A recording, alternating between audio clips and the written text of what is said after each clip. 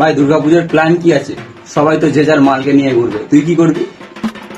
সবাই মাল নিয়ে ঘুরবে তো আমি মাল খেয়ে ঘুরবো।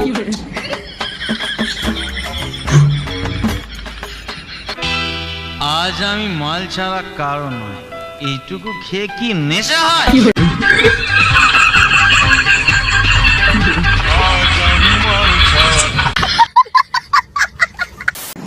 ভাই এখনকার সব ছেলের কাছেই তো একটা করে জিএফ আছে, তোর কাছে কি আছে?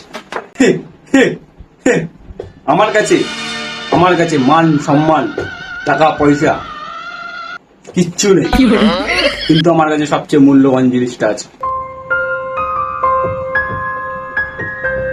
জানি তোর ওই মূল্যবান জিনিসটা কি বলবি, মাই তো বলবি না। জিএফকে। এই জিএফকে টার মানে আবার কি? গাঁড় ফাটা কষ্ট।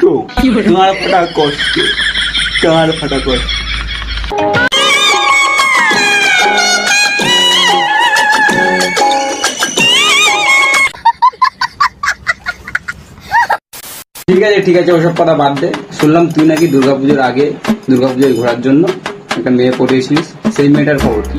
সেটা এক স্যাড স্টোরি রে বন্ধু, কি করে তোকে বলবো? বল না শুনতে চাই, বল না। ঠিক আছে শুনতে চাইছিস যখন শোন। তো ফেসবুক থেকে একটা মেয়ে পটিয়েছি, তো তাকে প্রপোজ করার জন্য আমি পার্কে ডাকলাম।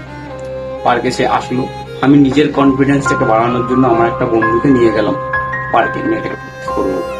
তো গেলাম, দুজন সামনাসামনি দাঁড়ালাম, কিন্তু কি করে কথাটা শুরু করব সেটা ভাবতে আমি জিজ্ঞাসা করে বললাম যে আপনি সকালে উঠে খান কি?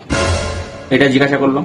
আমার বন্ধু পাশ দিয়ে বলল, কি আর খাবে, ম্যাগি। মেয়েটা ভাই ওই কথা শুনে আমাকে রিজেক্ট করে দিয়ে চলে গেছে।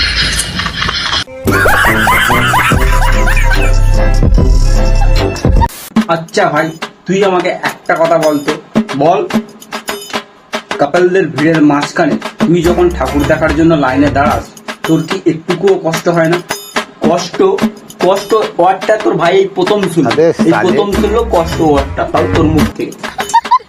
আমি হলো সব তোলাটা, আমার মনে কোনো কষ্ট হয় না। এই কষ্ট কি জিনিস আমি জানি, বুঝলি?